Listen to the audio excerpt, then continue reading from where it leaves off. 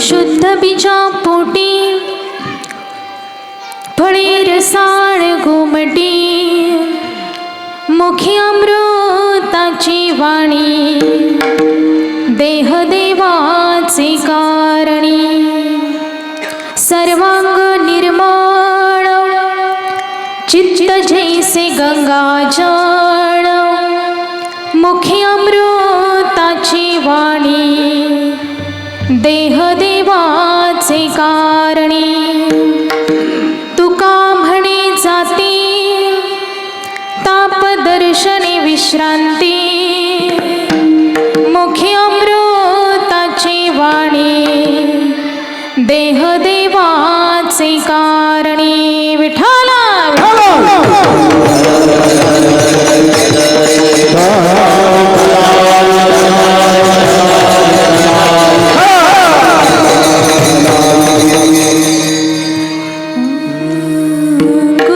गुरुर्ब्रह्मा गुरुर्विष्णू गुरुर्देव महेश्वरा गुरुर् साक्षात् परब्रह्म तस्मै श्री गुरुवे नमः जयांची केलिया स्मरण होय सकल विद्येचे अधिकरण तेची म्हणतो श्री चरण श्री गुरूंचे ते नमस्कारोणी आता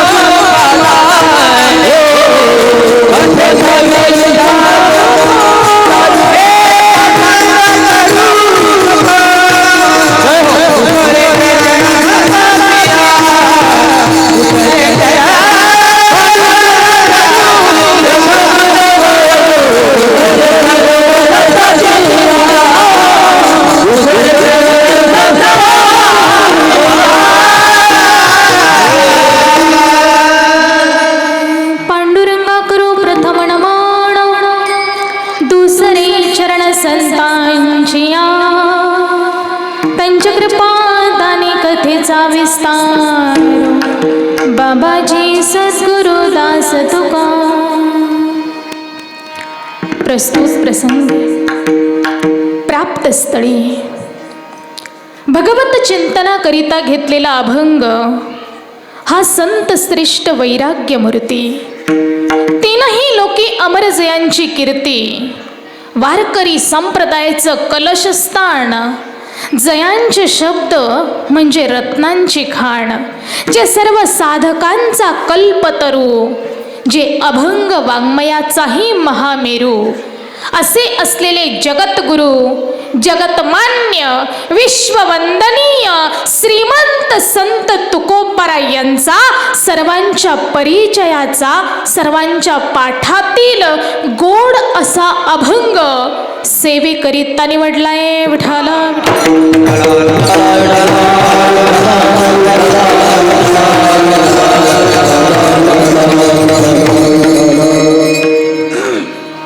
बघा जगद्गुरु तुकोबरायांच्या वाणीला स्पर्श करण्यापूर्वी अल्पसा परिहार देणं हे वक्त्याचं आद्य कर्तव्य असतं.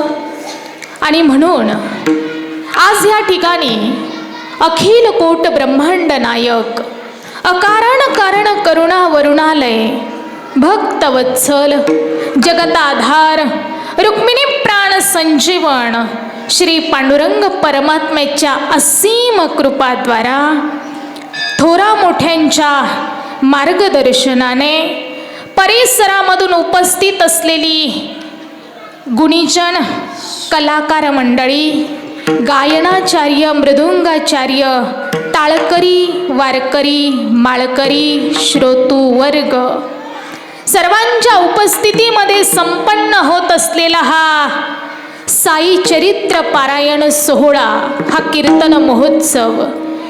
आणि या कीर्तन महोत्सवामधील आजच्या ह्या 3ऱ्या दिवसाचं कीर्तन रूपी पुष्प हे तुम्हा सर्व ग्रामस्थवासियांच्या वतीने मजसारख्या पामराच्या वाट्याला आलं.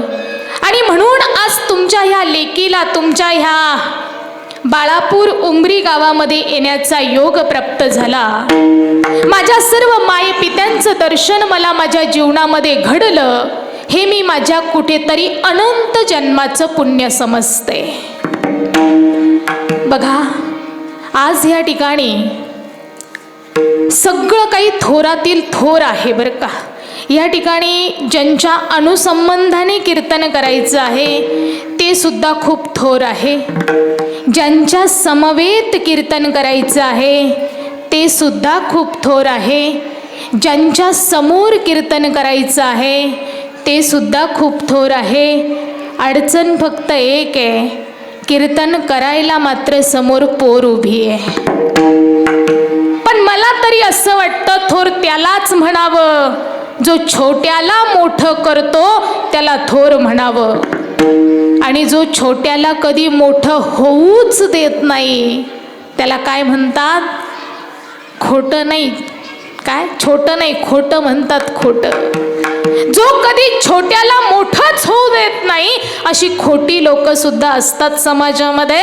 पण ह्या ठिकाणी थोरातील थोर मंडळी आहे. सर्वांच्या समवेत आपल्याला ही सेवा पार पाडायची आहे, सेवा संपन्न करायची आहे. बघा, आज या ठिकाणी हा जो कीर्तन महोत्सव चालू आहे, आज इथून मागे 9 वर्षापासून हे 9वं वर्ष आहे माझ्या मते या ठिकाणी पारायण सोहळा घडतोय.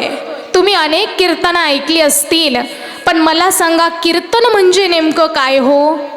कीर्तन ह्या शब्दाचा अर्थ काय? कीर्तन म्हणजे काय? कीर्तन म्हणजे मनोरंजनाचं साधन नाहीये. कीर्तन हा हसवण्याचा विषय तर मुळीच नाहीये. काही लोकांना वाटतं ताईंनी 2 तास कीर्तनामध्ये खूप हसवलं आणि ताईंनी आमचं मनोरंजन खूप केलं म्हणजे ताईंनी कीर्तन खूप छान केलं. अजिबात नाही. कीर्तन कशाला म्हणतात ऐका, विग्रह करून सांगते मराठी शब्दकोशामध्ये. कीर्तन शब्दाचा जर विग्रह केला तर किर अधिक तन. किर म्हणजे काढणे आणि तन म्हणजे गवत. गवत काढण्याचं काम कीर्तनामध्ये केलं जातं. तुम्ही म्हणाल ताई कुठं गवत काढताय तुम्ही? शेतातलं गवत नाही काढत आहे, पण मनुष्य रूपी देहाच्या अंतःकरणाभोवती जे अंधकार रूपी नावाचं गवत साचलेलं आहे ते गवत काढून फेकण्याचं काम ह्या कीर्तनामध्ये केलं जातं. कीर्तन हा साधा विषय नाहीये. आज तुम्ही या धर्ममंडपाखाली येऊन बसलायत हे तुमच्या अनंत जन्माचं पुण्य आहे. कारण या धर्ममंडपाखाली बसण्यासाठी सुद्धा भाग्य असावं लागतं, पूर्वजन्माची पुण्याई असावी लागती. नाहीतर तुमच्या बाळापूर गावामध्ये काही लोकसंख्या एवढीच आहे का? अहो, भरपूर लोकसंख्या आहे, पण ह्या ठिकाणी बसण्याचं भाग्य प्रत्येकाच्या नशिबामध्ये नाही आहे. तुम्ही ह्या ठिकाणी आलात, तुमचं काहीतरी भाग्य होतं. म्हणून लक्षात ठेवा, कीर्तन हा विषय साधा सुद्धा नाहीये. कीर्तनाचे नियम सुद्धा लक्षात ठेवले पाहिजे. कीर्तनामध्ये बसल्यानंतर प्रत्येकाने, जगद्गुरु तुकोबराय म्हणतात की कीर्तनामध्ये बसल्यानंतर निदान तुम्ही हाताने टाळी आणि मुखाने देवाचं कर टाळी बोला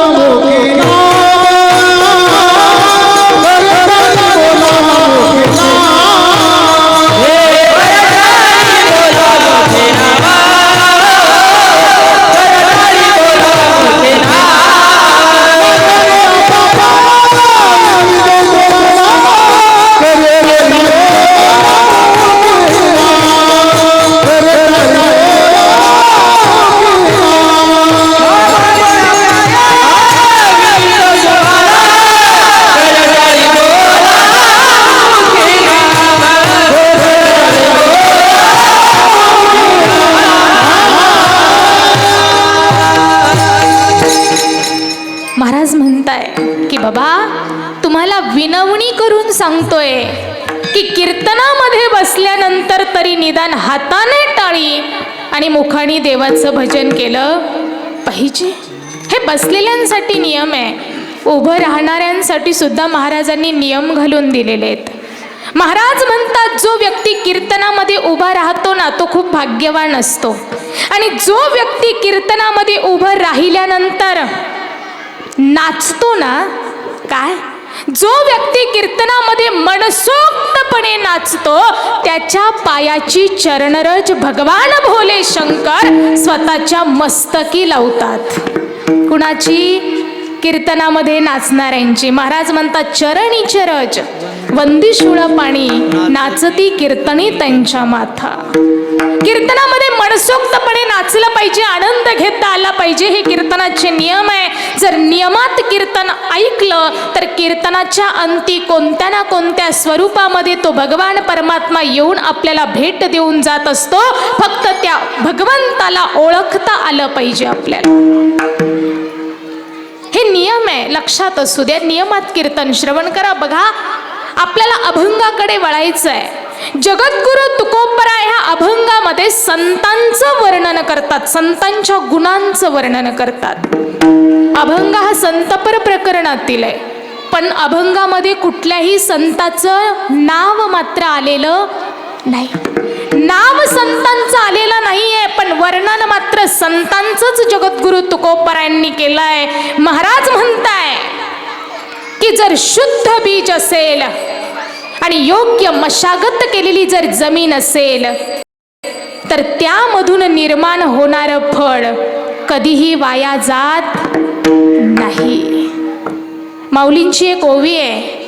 माऊली म्हणतात मुडाहुणी बीज काढिले मग निर्वाळली भूमी पेरिले तरी ते सांडी विखुरी गेले म्हणोई काही नाही. बाबा, ज्या वेळेला शेतकरी शेतामध्ये बीज पेरणार असतो त्याच्या अगोदर तो एका खास कणगीमध्ये ठेवतो, शेतीची योग्य ती मशागत करतो आणि नंतर ते बीज त्या शेतीमध्ये रोवतो, पेरतो. मला सांगा, असं केल्यानंतर त्यामधून निर्माण होणारं फळ वाया जाईल का?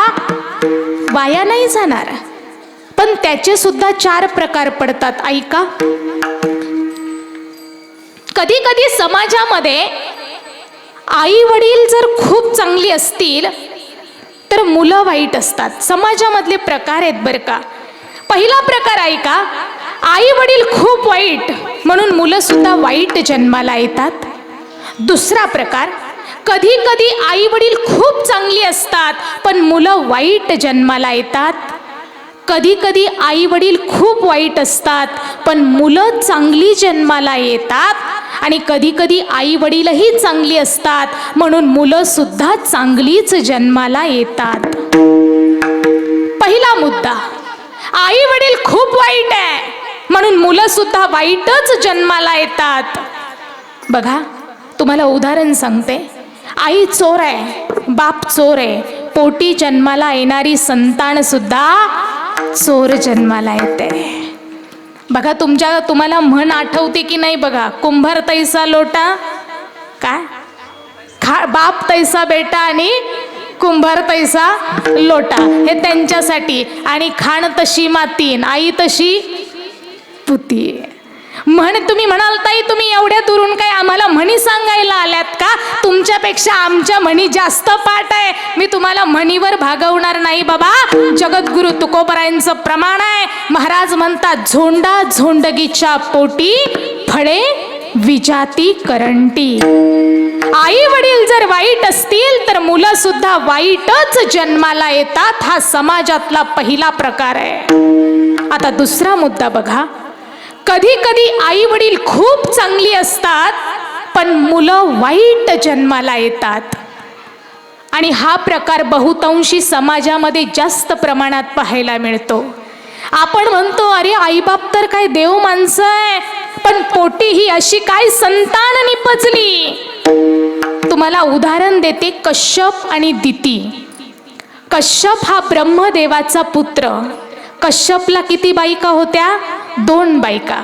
एक होती दिती, दुसरी होती अदिती. दितीच्या पोटी आले सगळे राक्षस आणि अदितीच्या पोटी आले सगळे देव. आता दिती सुद्धा देव माणूस आहे, कश्यपही देव माणूस आहे, पण दितीच्या पोटी राक्षस जन्माला येण्याचं कारण काय? तर जगद्गुरु तुकोबाराय म्हणतात की त्याचं कारण एकच आहे, अन्याय तो त्यांचा नव्हे वाय चाळा, माय बापे वेळा न साधिली. अयोग्य वेळी जर समागम घडला तर पोटी जन्माला येणारी संतान ही वाईट जन्माला येते. हा त्यामागचा खूप मोठा मुद्दा आहे. आता तिसरा मुद्दा बघा, आई वडील खूप वाईट आहे पण मुलगा चांगला जन्माला येतोय. कुणाचं उदाहरण देता येईल हो? हिरण्यकश्यपू. हिरण्यकश्यपूच्या पोटी भक्त प्रल्हादाने जन्म घ्यावा. आई वडील वाईट आहे पण मुलगा चांगला जन्माला येतोय. याच्या मागचं कारण काय? कथाभाग सांगितला जातो बघा. तुम्हाला कथाभाग माहिती आहे, मी थोडक्यात सांगते. एकदा हिरण्यकश्यपू अरण्यामध्ये तपश्चर्या करण्याकरता जात होता. रस्त्याने जात असताना त्याला रस्त्यामध्ये एक दगड पडलेला दिसला आणि त्या दगडावरती लिहिलेलं होतं. काय लिहिलेलं होतं? नारायण. हिरण्यकश्यपूने त्या नारायण शब्दाकडे पाहिलं आणि हिरण्यकश्यपू दचकला, कारण नारायण आणि हिरण्यकश्यपू दोघांचा 36चा आकडा. याने विचार केला, जर मी हा दगड पार करून पुढे गेलो तर पुढे काहीतरी अपशकुन घडेल, त्यापेक्षा माघारी आलेलं बरं. माघारी आला. बायकोने विचारलं, धनी तुम्ही तर 12 वर्ष तपश्चर्या करायला जाणार होतात, तुम्ही तर लगेच एका दिवसात माघारी आलात, कारण काय? त्यावेळेला हिरण्यकश्यपूने सांगितलं, अगं रस्त्याने जात असताना मला एक दगड दिसला आणि दगडावरती असं काहीतरी लिहिलेलं होतं की ते पाहून मी माघारी आलो. काय लिहिलं होतं धनी त्या दगडावरती? दगडावरती लिहिलं होतं नारायण. काय बोलताय धनी तुम्ही? अहो नाही नाही, तुमचा काहीतरी दृष्टिक्षेप झाला असेल. आपल्या नगरीमध्ये कुणी नारायण नाव लिहिण्याची कुणाची हिम्मतच नाही आहे. नाही नाही, ते नाव नारायण नसेल. नाही अगं, मी 10 वेळा पाहिलं, ते नाव नारायणच होतं. बरं, संध्याकाळ झाली. हिरण्यकश्यपूच्या पत्नीने कयाधूने हिरण्यकश्यपूच्या आवडीची भजी काढली आणि ती भजी त्याला खाण्याकरिता दिली आणि भजीचा पहिलाच घास तोंडामध्ये त्याने टाकला आणि कयाधूने पुन्हा डाव साधला. आता खाता खाता पुरुषाला प्रश्न विचारल्यानंतर तो संतापून गेला. हिने विचारलं, धनी पण खरंच त्या दगडावरती काय नाव लिहिलेलं होतं? याला राग आला आणि त्याने तिला म्हटलं, तुला किती वेळा सांगू, ते नाव नारायण होतं, नारायण होतं, नारायण होतं. संध्याकाळी झोपेपर्यंत कयाधूने हिरण्यकश्यपूच्या मुखातून 50 वेळा नारायण नारायण नारायण वदवून घेतलं. दोघांमध्ये समागम घडला. मनामध्ये विचार चालू आहे, कुणी लिहिलं असेल नारायण, कुणी लिहिलं असेल नारायण. अंतःकरणामध्ये नारायणाचा विचार असल्या कारणाने त्यांच्या पोटी जन्माला आला भक्त प्रल्हाद. म्हणून महाराज म्हणतात की मायबाप जरी वाईट असले तरी सुद्धा कधी कधी मुलं चांगली जन्माला येतात. प्रमाणे आपल्याकडे महाराज म्हणतात, माय बापे जरी सरपीन की बोका, त्यांच्या संगे सुखा नपवे बाळ. आणि चौथा जो मुद्दा आहे, आई वडीलही खूप चांगली आहे आणि पोटी जन्माला येणारी संतान सुद्धा खूप चांगली आहे. आणि मग महाराज म्हणतात की तुका म्हणे सुख पावे या वचनी, ज्यांची दोन्ही शुद्ध माय बापे. उदाहरण देते तुम्हाला, ऐका. आळंदीमध्ये असणारी माता रुक्मिणी प्रत्येकाला माहिती आहे. आळंदीमध्ये असणाऱ्या माता रुक्मिणीने आळंदीमध्ये असणाऱ्या सुवर्ण पिंपळाला 1.25 लाख प्रदक्षिणा मारल्या. कशासाठी मारल्या होत्या? माझे पती विठ्ठलपंत पुन्हा परत घरी यावे याकरिता माता रुक्मिणीने आळंदीमध्ये असणाऱ्या सुवर्ण पिंपळाला 1.25 लाख प्रदक्षिणा मारल्या. विठ्ठलपंत पुन्हा घरी परत आले. पण विठ्ठल पंतांचं अंतःकरण कशाचं होतं? संन्याशाचं अंतःकरण होतं. आणि संन्याशाचं अंतःकरण असल्या कारणाने एकाच घरामध्ये एकाच आईच्या पोटी 4 संत जन्माला यावे, यापेक्षा या महाराष्ट्राच्या मातीचं दुसरं भाग्य तरी काय असावं हो? काय भाग्य असावं?